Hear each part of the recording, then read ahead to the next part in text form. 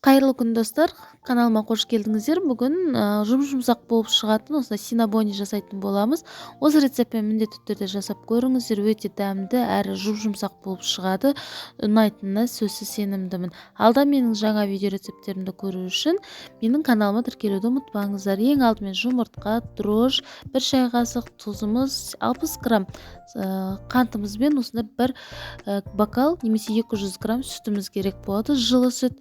Үстіне барлығын қосамыз, жұмыртқамызды да қосамыз. Сосын қасықтың көмегімен жақсылап бір араластырамыз. Барлығын жақсылап араластырып болған соң, алдын ала ұнымызды мен 300 грамм елеп қосамын. Елегендеріңіз жақсы болып шығады, сол кезінде қамырларыңыз әдемі болып көтеріледі. Сосын ары қарай кішкене ұн қосып, қолдың көмегімен жұмсақ қамыр елейтін боламыз. Оның барлығын бірден салып жүрсеңіздер, сіздердің қамырларыңыз қатты болып қалуы мүмкін, көтерілмей қалады сол кезде.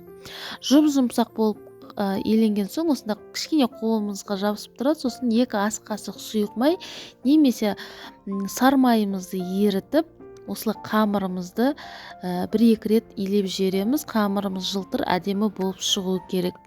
Бетін жауып 30 минутқа немесе 1 сағатқа көтерілгенін күтеміз қамырдың. Қамырымыз көтеріліп болған соң, видеода көрсетілгенде міне әдемі болып көтеріліп шықты. Дастарханымызға кішкене ұнды себеміз де қамырымызды кішкене қайтарамыз, қатты емес, бір қайтарып аламыз да оқтаудың көмегімен 4 бүште етіп қамырымызды жаямыз.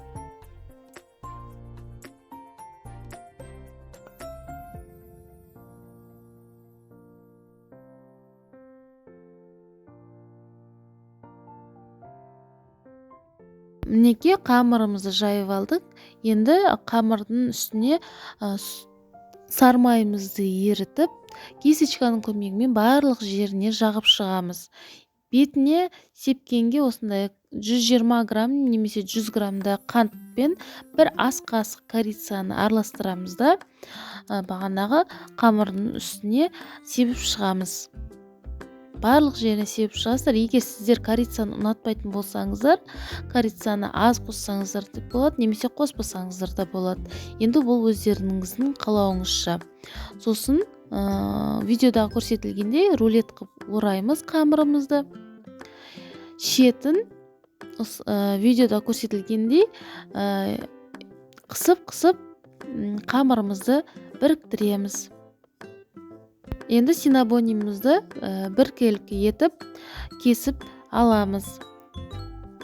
Пергаменттің қағазына үстіне жайғастырып шығамыз. Барлық синабониларды бір-біріне сәл алшақтау қоясыздар. Қазір рассойкаға жіберген кезінде, піскен кезінде бір-біріне жабысып қалмау керек.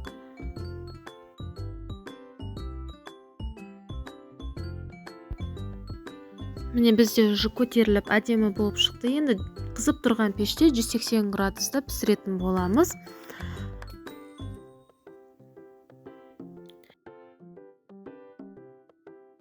Ендігі кезекте кремімізді дайындаймыз. Менде 80 грамм творожный сыр мен 100 грамм сахарный пудрамызды саламыз. Үстіне 4 ас қасық қаймағымызды саламыз.